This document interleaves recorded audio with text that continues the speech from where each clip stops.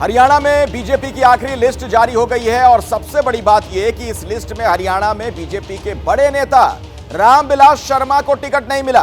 Mahendragarh seat से रामविलास शर्मा ने कल ही नामांकन किया था और अब लिस्ट में उनका नाम ही नहीं है। तो अभी की बड़ी खबर आपको बता दें, रामविलास शर्मा का टिकट कट गया है। हरियाणा में बीजेपी की 3 उम्मीदवारों की लिस्ट जारी की गई है। महेंद्रगढ़ से रामविलास शर्मा को झटका लगा है।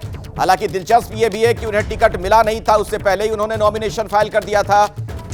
महेंद्रगढ़ से कंवर सिंह यादव को टिकट मिला है पार्टी की ओर से, जो आधिकारिक वहां पर प्रत्याशी होंगे। तो हरियाणा में बीजेपी की 3 उम्मीदवारों की लिस्ट जारी हुई है। रामविलास शर्मा के लिए बड़ा झटका है, उनका टिकट काट दिया है पार्टी ने। हालांकि रामविलास शर्मा ने बिना टिकट मिले कल ही अपना नामांकन दाखिल कर दिया था। उस दौरान की तस्वीर भी हम आपको दिखा रहे हैं। और हमारे साथ मेरे वरिष्ठ सहयोगी रोहित सावल जुड़ गए हैं, सीधे उन्हीं के पास मैं आपको लिए चलता हूं। रोहित, ये वही रामविलास शर्मा है जिन्हें वहां पर बीजेपी में भीष्म पितामह भी कहा जाता है, पार्टी के अध्यक्ष भी रहे सूबे में। उनका इस तरीके से टिकट कट जाना आखिर क्या बताता है? बिल्कुल, देखिए अखिलेश, रामविलास शर्मा की अगर बात करें तो रामविलास शर्मा हरियाणा की राजनीति में, मैं हरियाणा ही नहीं, अगर आप ये कहें कि पंजाब, हरियाणा, हिमाचल, जम्मू कश्मीर, उत्तराखंड, दिल्ली, ये तमाम वो इलाके हैं जहां पर रामविलास शर्मा ने संगठन में काम किया है। लेकिन हरियाणा में रामविलास शर्मा का कद इस बात से आप पहचान सकते हैं कि 2 बार भारतीय जनता पार्टी के प्रदेश अध्यक्ष रहे, 5 बार के विधायक रामविलास शर्मा रहे और 2014 में जब बीजेपी की सरकार हरियाणा में बनी तब रामविलास शर्मा ही बीजेपी के अध्यक्ष थे। और अखिलेश, मैं आपको बता दूं कि जब हरियाणा भाजपा बुरे दौर से गुजर रही थी तो रामविलास शर्मा एकमात्र ऐसा चेहरा थे जो हरियाणा के गांव-गांव में, जिनको लोग आज भी पहचानते हैं, संगठन का लंबे अरसे से उन्होंने काम किया। और पिछले कल उन्होंने जब नामांकन किया तो नामांकन करने के दौरान भी उन्होंने यही बात कही कि मैं बीजेपी के प्रत्याशी के तौर पर ही नामांकन कर रहा हूं। सिंबल अभी जब मिलेगा तो उसको जमा करवा दिया जाएगा, जब फॉर्म मिलेगा सिंबल का। लेकिन अचानक ये टिकट काट दिया गया। लेकिन अखिलेश, मैं आपको बताऊं, ये टिकट अचानक नहीं कटा, इसकी पृष्ठभूमि लंबे अरसे से बन रही थी। देखिए, आप इस बात को समझिए, रामविलास शर्मा महेंद्रगढ़ से चुनाव जीतते आए हैं। महेंद्रगढ़ दक्षिण हरियाणा में पड़ता है, यानी अहिरवाल बेल्ट जिसे कहा जाए, जहां से कि 11 विधानसभा की सीटें हैं। ये 3 जिले पड़ते हैं, गुड़गांव, रेवाड़ी और महेंद्रगढ़। यहाँ की 11 सीटें, 2014 में बीजेपी को 11 की 11 सीटें यहां से मिली। 2019 के चुनाव में बीजेपी ने 8 सीटें यहां से जीती। यहां के सबसे प्रभावशाली नेता राव इंद्रजीत सिंह केंद्र में मंत्री हैं, सांसद हैं गुड़गांव से, वो कल रामविलास शर्मा के साथ खड़े हुए। उन्होंने बहुत बड़ी बात कही। उन्होंने कहा रामविलास शर्मा का अगर टिकट कटता है तो पूरे हरियाणा में इसका असर होगा, बीजेपी को नुकसान होगा। और उन्होंने ये बात भी कही कि जब मैं कांग्रेस में था तो बीजेपी का झंडा उठाने वाले नेता सिर्फ रामविलास शर्मा हरियाणा में थे। तो राव इंद्रजीत का पूरा साथ उनको था। लेकिन दूसरा गुट भारतीय जनता पार्टी का, जो राव विरोधी गुट है, उस गुट को यह बात पसंद नहीं थी। वो लगातार रामविलास शर्मा की शिकायतें कर रहे थे। और मैं अखिलेश एक बात और जोड़ दूं आपको, इससे पहले आप अगला सवाल पूछे। एक शिकायत दर्ज की गई, एक वायरल हो रही है महेंद्रगढ़ में एक शिकायत की। चीफ सेक्रेटरी ऑफिस ने प्रशासन को लिखा है कि इस शिकायत पर अग्रिम कार्रवाई की जाए। रामविलास शर्मा पर धोखाधड़ी का आरोप भी लगा दिया गया। तो इस पर भी राव इंद्रजीत ने कल कहा कि ये कौन सी राजनीति है कि एक व्यक्ति पर टिकट नहीं देने के लिए, ऐसे बहाने बनाने के लिए इस तरह के भी आरोप लगाए जाते हैं। तो कुल मिलाकर ये कहा जाए कि रामविलास शर्मा का टिकट कटना हरियाणा में बीजेपी के लिए, देखिए क्या है कि संदेश बहुत बड़ी चीज होती है। विजिबिलिटी एक चीज है, लेकिन मैसेजिंग दूसरी चीज है।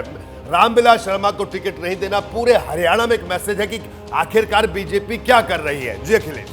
बिल्कुल, अब ऐसे में रोहित, देखिए सवाल कई अहम खड़े होते हैं। जिस तरीके से आप बता रहे हैं, उनके बारे में पूरी जानकारी दे रहे हैं, पूरा आपने उनका बैकग्राउंड बताया। संगठन को खड़ा करने में उस दौर में इनकी भूमिका रही जब बीजेपी वहां बहुत कमजोर थी, आरएसएस से भी जुड़े रहे हैं। नॉमिनेशन तक फाइल कर दिया उन्होंने, हालांकि टिकट उन्हें मिला नहीं था, उसके बावजूद नॉमिनेशन पहले फाइल कर दिया उन्होंने। और ऐसे में उनका टिकट काट देना, वही सवाल जो आप कह रहे थे, अगर संदेश के लिहाज से हम देखें, परसेप्शन के लिहाज से देखें, तो बीजेपी को आने वाले दिनों में कितना नुकसान हो सकता है इससे? देखिए अखिलेश, अब बीजेपी को अगर देखिए आप, बीजेपी का जो उदय हुआ हरियाणा में 2014 में नरेंद्र मोदी के चेहरे पर, उसके बाद मनोहर लाल मुख्यमंत्री बने, 2014 से 24 तक का जो ये सफर हरियाणा में बीजेपी का, भारतीय जनता पार्टी ने हरियाणा में ऐसा प्रयोग किया कि हर जिले में, या यूं कहा जाए कि हरियाणा के हर पॉकेट में ऐसे नेताओं को बीजेपी में लाया गया जो दूसरे दलों के थे, जिनका प्रभाव अपने आसपास की सीटों पर था, उनको बीजेपी साथ लेकर आई। देखिए, मैं राव इंद्रजीत की बात हमने अहिरवाल क्षेत्र से की। इसके अलावा बात करें चौधरी बीरेंद्र सिंह की बात करें, बड़े चेहरे हैं, चौधरी सर छोटू राम के नाती हैं, उनको बीजेपी लेकर आई। ऐसे कई बड़े सारे नाम हैं, तो उन सब लोगों को लेकर आए, उनको बीजेपी ने अकोमोडेट किया। लेकिन इन सबको अकोमोडेट करने में, इन सबको लाने में, सबको साथ चलाने में रामविलास शर्मा की बड़ी भूमिका रही। रामविलास शर्मा का नुकसान देखिए, मैं आपको एक बात बता दूं, ठीक है, उम्र दराज है, अनुभवी है, उम्र दराज और अनुभवी। और दूसरी बात यह है कि हरियाणा बीजेपी में अभी जितने भी विधायक हैं जो बीजेपी के ऑर्गेनिक कार्यकर्ता हैं, वो वही लोग हैं जो इन्हीं लोगों के हाथों से बन के निकले हैं, चाहे मनोहर लाल खट्टर हो, रामविलास शर्मा हो। तो रामविलास शर्मा का टिकट कटना पूरे हरियाणा में आज एक मरमरिंग है। मेरी बहुत सारे लोगों से हरियाणा में आज सुबह से बात हो रही है, कल से बात हो रही है, तो सबकी जुबान पर एक ही बात है कि अरे भाई रामविलास का टिकट काट दिया, अरे भाई रामविलास का टिकट काट दिया। तो अखिलेश, इस बात से अंदाजा लगाया जा सकता है कि रामविलास शर्मा बीजेपी के बड़ा चेहरा हरियाणा के थे और लोग उनको बीजेपी का पर्याय मानते थे। संगठन से जुड़े हुए आदमी है, संघ से जुड़े हुए आदमी है। और दूसरी बात अखिलेश, एक हैरान करने वाली बात यह है कि बीजेपी की एक आंतरिक एक परंपरा है कि अगर भारतीय जनता पार्टी में किसी का टिकट कटना है तो बड़ा परिवार है, संघ के आनुषंगिक संगठन है, तो बातचीत हो जाती है पहले कि इस बार आपको टिकट नहीं देना, आपको कोई और जिम्मेदारी देंगे। और जो संगठन से जुड़े लोग रहते हैं अमूमन वो बैठ जाते हैं। लेकिन रामविलास शर्मा के केस में इस प्रक्रिया का भी पालन नहीं हुआ, यह हैरान करने वाली बात है। इस पर मैं आगे आपसे रोहित बात करूंगा, लेकिन आपने एक महत्वपूर्ण जानकारी अभी दी थी बातचीत के दौरान, उसके बारे में दर्शकों को बता दें कि दरअसल रामविलास शर्मा को बीजेपी के बड़े बड़े नेताओं का समर्थन है। कल नामांकन से पहले की सभा में केंद्रीय मंत्री राव इंद्रजीत ने रामविलास शर्मा के समर्थन में हुंकार भरी। राव इंद्रजीत सिंह ने कहा कि रामविलास शर्मा उस वक्त के नेता हैं जब हरियाणा में बीजेपी का झंडा उठाने वाला कोई नहीं था। उन्हें इस तरह से बेइज्जत करना ठीक नहीं। पार्टी की सभा के अंदर रामविलास शर्मा जी का नाम ले लिया जाता है